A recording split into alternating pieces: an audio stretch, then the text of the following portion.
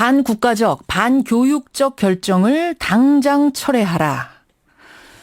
예, 서울시 교육청이 각 학교에 친일 임명사전을 배포하기로 결정한 걸 두고 새누리당 사무총장이 어제 한 말입니다.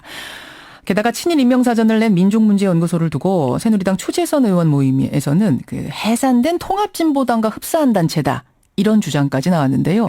과연 어떤 얘기일까요? 방금 말씀드린 새누리당 추재선 모임 아침소리의 간사세요. 하태경 의원 연결을 해보죠. 하태경 의원님 안녕하세요. 예, 안녕하세요. 하태경입니다. 예, 아니 친일은 나쁜 거고 그러니까 그 친일파의 명단을 총정리한 사전을 학교에 비치해서 학생들이 보고 느끼게 하자는 취지인데 뭐가 문제라고 보십니까? 그러니까 뭐 우리 민족의 그 불행한 과거상을 극복해야 되고 예. 또 일부 선조들의 그 친일 민족 반영행위 이런 부분은 지탄받아 마땅하죠. 예. 근데 이렇게 제가 설명드리면 쉬울 거예요. 이제 우리 종북 논란이 있었잖아요. 있었죠. 근데 문제는 누가 종북이냐, 종북의 기준이 무엇이냐. 이게 굉장히 논란이 심하잖아요. 예. 심지어 뭐 고용주 이사장 같으면은 문재인 뭐 노무현 쪽도 뭐 공산주의자라고 보잖아요. 예. 그죠? 예. 근데 만약에 고용주 이사장식 관점을 가진 사람들이 예. 종북 임명사전을 만들어가지고 배포를 하는데 서울시 교육청이 이걸 전국 학교에 배포한다 그러면 동의할 수 있겠습니까? 그러니까 민족문제연구소는 예. 이건 어떤 공인된 국가기관이 아니라 사설단체입니다. 예. 근데 이 연구소가 아무도 합의해주지 않았어요. 그리고 검증도 안 된 기준을 가지고 임의로 자기들만의 기준이 유일한 진실인 것처럼 일방적으로 친일로 규정하고 친일로 단죄하고 일종의 친일파를 만들어가지고 마녀사냥을 하는 거죠. 그래서 저는 이 민족문제연구소가 만든 친일 임명사전은 예? 그 본질이 친일 마녀사전이다. 친일 마녀사전이다. 예. 이 말씀을 다시 하자면 그러니까 이 친일 임명사전을 만든 단체도 못 믿겠고 그 안에 들어있는 내용도 못 믿겠다. 둘 다 말이 안 된다 이런 말씀이시네요. 그렇습니다. 왜냐하면 두 가지 제가 말씀드리겠는데 예? 반민특위가 있었잖아요. 예? 당시에 한 682명 정도가 친일로 규정이 됐습니다. 예. 그리고 노무현 정부 때 강만길이라는 분이 이 위원장이 돼가지고 친일 조사를 또 했어요. 예. 그때 한 1,006명 정도가 친일 행위자로 선정이 됐습니다. 예. 근데 이 민족문제연구소는 그 4배예요. 약 400명이에요. 4,400명을 친일로 규정한 건데 이건 무슨 말이냐면 그래도 노무현 정부 때는 그 국가라는 공신력이 있지 않습니까? 예. 1,006명. 근데 1,006명에다가 더하기 한 3,400명의 마녀 사냥할 새로운 사람들을 만든 겁니다. 자, 알겠습니다. 제가 오늘 민족문제연구소 측이 나오지 않았기 때문에 대신 좀 반론을 전해야 될 것 같은데요. 민족문제연구소 홈피에 게재된 글을 좀 보니까요. 우선 이 민족문제연구소라는 곳이 굉장히 좌편향된 곳, 통진당과 흡사하다 이렇게 하는 것에 대해서 민족문제연구소 측은 전교조면 빨갱이, 통진당이면 빨갱이 이런 프레임으로 몰아가는 것 같은데 친일을 얘기하는 게 어떻게 빨갱이가 되냐. 과거 반민특위를 무력화시킬 때 그때 논리가 바로 반공, 빨갱이 논리였다. 그걸 또다시 반복하는 것이냐? 친일에 찬성하시는 건 절대 아닐 텐데 이것이 사설단체에서 문제가 된다. 이게 어떻게 문제가 될 수 있느냐라는 것입니다. 어떻게 보세요? 그러니까 두 가지 말씀드릴게요. 예. 그 노무현 정부는 박정희 대통령을 친일로 만들고 싶지 않았겠습니까? 근데 박정희 대통령이 빠졌어요. 예. 또 애국가를 만든 사람이 있습니다. 안익태. 예. 이분도 빠졌습니다. 그런데 민족문제연구소는 다 들어갔어요. 근데 예. 박정희는 우리 근대화의 영웅이고 안익태도 애국가를 만든 사람이에요. 예. 대한민국에 훔쳐내려고 하는 거예요. 또 한 가지는 대한민국을 훔쳐내려고 한다. 근데 제가 이제 민족문제연구소 측의 입장을 보니까 제가 공과 과가 있다. 이 공 부분에 대해서까지 우리가 부정하는 것은 아니고 과에 대해서만 객관적으로 기술한 것이다. 이렇게 말씀하시더라고요. 제가 말씀드릴게요. 예. 그러니까 민족문제연구소 과대망상증 환자들인데 자기를 반민특위랑 비교를 하잖아요. 반민특위는 당시 정부의 공인된 국가기구입니다. 예. 근데 민족문제연구소는 사설단체예요. 누가 민족문제연구소에 적어도 우리 국민통합을 강조하잖아요. 예. 그럼 적어도 보수, 진보, 좌우가 어느 정도 합의를 해줘야 자기들의 공신력이 생기는 거 아니겠습니까? 근데 민족문제연구소에 어떤 보수 진영도 그 공신력을 인정해 준 바가 없어요. 또 그리고 특히 예. 그 북한의 권력에 참여한 사람들이거나 그 좌파 진영에 있으면서 친일 활동한 사람들은 또 많이 빠져 있어요. 아, 좌파는 친일 임명사전에 또 많이 빠져 있다. 예를 볼게요. 예를 들어 홍명희라고 예. 홍명희, 이광수 둘 다 문필가로 이름이 높은 사람들인데 예. 두 분 다 친일단체 임전대책협의회에 들어갔습니다. 음흠. 이광수는 친일로 돼 있고 홍명희는 빠져 있어요. 예. 그리고 여운형, 윤치호. 예. 여운형은 좌파로 유명한 사람 아닙니까? 음흠. 윤치호는 보수적이고 둘 다 합병 권유를 했습니다. 근데 여운형은 빠져 있어요. 윤치호는 친일에 들어가 있고. 그렇게. 그리고 한 가지만 더 말씀드려요. 통진당하고 유사하다. 예. 자기들 창립선언문에 나와 있습니다. 창립선언문을 읽어드릴게요. 예. 대한민국은 반민족 범죄자들이 외세와 결탁해서 세운 나라라고 되어 있습니다.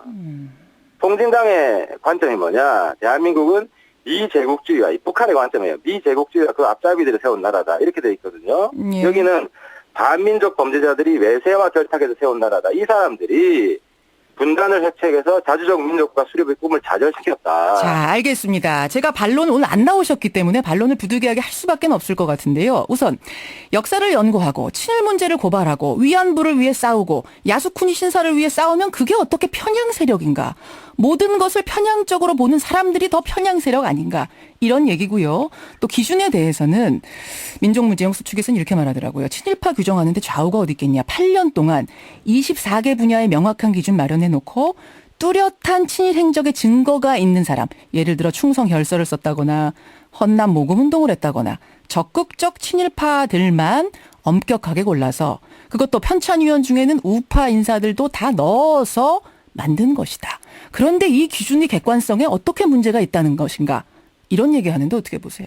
그러니까 제가 계속 말씀드리는 건데 예. 그렇게 하라고 하세요. 우리나라는 그 정도 자유는 있어요. 자유민주주의. 예. 이건 일반 사설 단체고 임의 단체고 그 사람들이 그렇게 한 자유를 제가 막자는 얘기를 하는 건 아닙니다. 단 왜 국민 세금으로 이렇게 임의 단체, 사설 단체 노무현 정부보다도 더 친일파 마녀 사냥할 사람들을 3,000명이나 더 만들어가지고 예. 아까도 말씀드렸지 우리나라가 대한민국 어떤 나라입니까? 식민지배 극복하고 산업화와 민주화를 이룬 아시아 최고의 민주국가 아닙니까? 세계 예. 11위권 OECD 선진국인데 예. 반민족 범죄자들이 외세하고 결탁해서 세운 나라가 대한민국이다. 이런 통진당식 사고를 하는 단체 이런 생각을 하는 사람들이 사물을 볼 때 제대로 볼 수 있겠습니까? 이 부분은 제가 내일 이거를 왜 서울시 교육청이 국민 세금으로 뿌리냐는 거죠. 그게 핵심이죠. 요 자기들이 부분, 자기 돈으로 뿌리라 그러세요. 민족문제연구소 그 사람들 돈으로. 예. 그거는 하태경 반대 의원님, 안 합니다. 근데 사설 단체가 만들었기 때문에 문제라기보다는 그 책 자체가 괜찮으면은 얼마든지 교육적으로 학교에서 쓸 수 있는 것 이거엔 동의하시죠? 그러니까 노무현 정부 때 1,000몇 명 친일 반민족 행위자 나왔잖아요. 예. 이 부분은 어느 정도 사회적 합의가 있었습니다. 아, 근데 4,000명은 안 된다. 이 명수의 문제라고 그렇죠. 보시는 건가? 인원의 문제입니까? 그러니까 예. 제가 좀 전에 말씀드렸잖아요. 대한민국이 반민족 범죄자들과 예. 외세와 결탁하고 세운 나라고 반민족적이고 반민중적인 이런 나라다. 이런 관점을 보고 대한민국을 보고 있습니다. 알겠습니다. 이 사전을 만든 것에 대해서 사실은 이런 비슷한 소송들이 많이 있었죠. 반대 소송이 있었는데 그런데 법원 판결문을 보면 친일 임명사전이 객관적 사실에 근거하고 있고 공공의 이익을 목적으로 하고 있기 때문에 발행금지 요구할 수 없다. 즉 공공의 이익, 객관적 사실에 근거했다는 걸 법원이 인정을 했고 친일 임명사전은 수많은 반대 소송에서 단 한 번도 진 적이 없습니다. 이 부분은 어떻게 보세요? 우리 법원도 문제인 건가요? 똑같습니다. 종북 임명사전이 있는데 거기에 명예훼손 건다고 해서 그게 법원에서 불법이 안 납니다. 왜냐하면은 명예훼손은 예? 이거 누구를 친일이라고 말하고 누구를 종북이라고 말하는 거는 의견 표명이잖아요. 의견 표명이기 때문에. 그렇죠. 의견 표명은 충분히 할 수 있는 겁니다. 근데 하지만 예. 그 자손들 입장에서는 우리나라 떠나라는 거 아닙니까? 네 아버지가 친일했으니까 니들은 친일파의 후손이다 이렇게 낙인을 찍는 거잖아요. 그러니까 이런 낙인을 찍는 거는 의견 표명이에요. 그래서 근데 굉장히 지금 불쾌하고 하지만 예. 똑같아요. 내가 누구를 종북이라고 하잖아요. 그죠? 그런데 그 사람의 옛날 발언들이 있습니다. 아하. 종북으로 해석될 수 있는 발언들이 있습니다. 예. 그 발언들을 근거로 하게 되면 명예훼손 안 걸려요.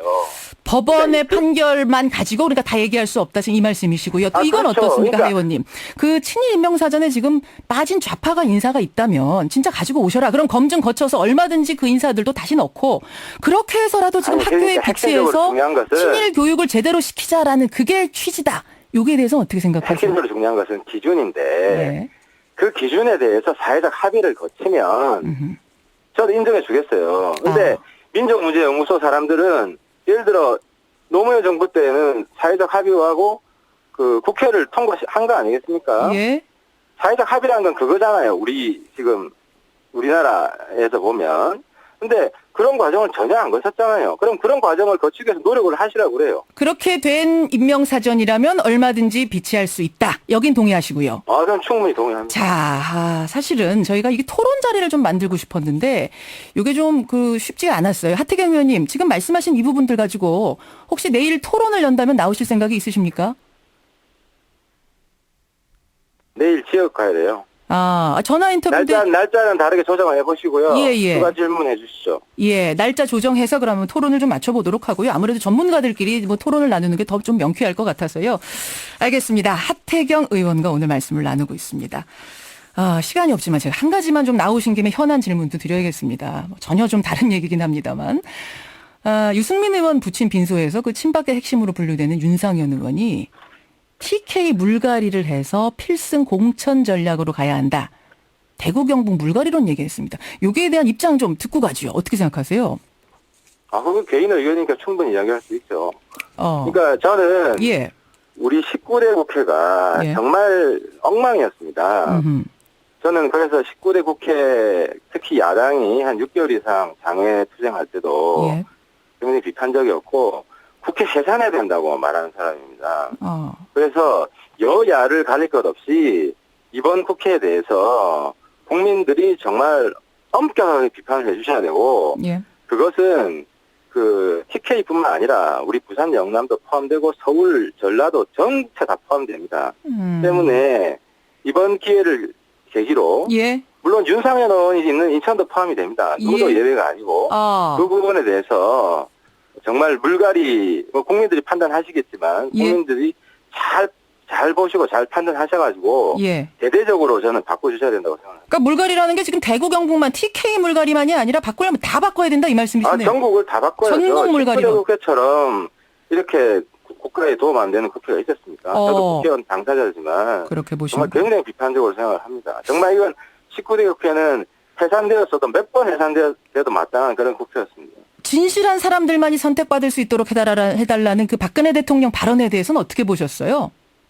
일반론적이죠. 그러니까 대통령 입장에서는 앞으로 업적이 중요하잖아요. 예. 역사에 어떻게 쓰여질 것인가. 예, 업적을 근데 대통령이 지금 식물 대통령입니다. 지금은 국회가 도와주지 않으면 법이 통과 안 되면 할 수 있는 게 아무것도 없을 정도로 국회의 권한이 막강해졌기 때문에 제가 지금 국회 해산해야 된다고 하잖아요. 예. 그 정도로 대통령도 국회에 대해서 불만이 클 겁니다. 그런 마음에서 한 발언일 것이다라고 보시는 거예요. 저는 그렇게 이해하고 있습니다. 선거 개입, 총선 개입 둘 다 아니다. 그러니까 그 발언을 선거 개입으로 악용하는 사람들이 항상 있잖아요. 악용이라고 보시는 그건 거예요. 어쩔 수 없습니다. 지금 마찬가지예요. 이 친일 알겠습니다. 문제도 종북 문제도 예. 자기의 정파적 이익에 예를 들어서 종북 임명사전, 친북 임명사전을 대한민국 정부가 종북을 단죄하기 위해서 알겠습니다. 바꾼다고 생각해 아까 보시죠. 하신 찬성 안 했습니까? 말씀, 예, 여기까지 오늘 말씀을 듣도록 하고요. 토론 자리 또 한번 마련하도록 하겠습니다. 하 의원님 고맙습니다. 네, 새누리당 감사합니다. 하태경 의원이었습니다.